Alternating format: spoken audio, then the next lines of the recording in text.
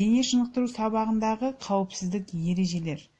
Бүгінгі сабағымызда 3 сұрақты қарастырамыз. Бірінші, карантин кезіндегі дене шынықтыру сабағының маңыздылығы.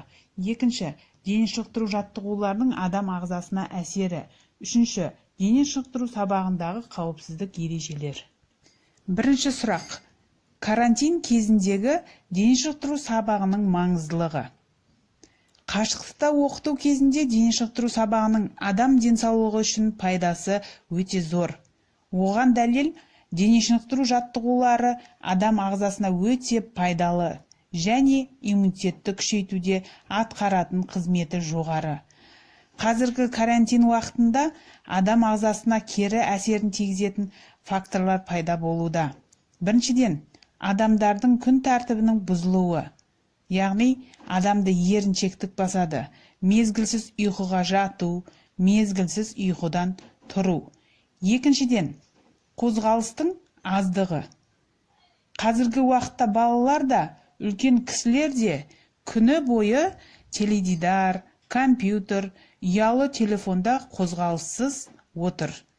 Үшіншіден, тамақтану тәртібінің бұзылуы.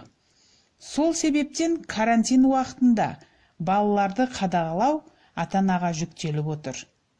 Жаттығулар адам ағзасына қалай әсер етеді? Жалпы, иммунитет дегеніміз не? Иммунитет дегеніміз организмнің зиянды әсерлерді немесе түрлі вирусты ауруларды қабылдамау қасиеті. Егер де біздің иммунитетімізді мықты болса, денсаулығымыз да мықты болады. Организмде иммундық жүйе қалай жүреді? Бұл жерде лимфалық құрылыстың қозғалысы басты құбылыс болып келеді.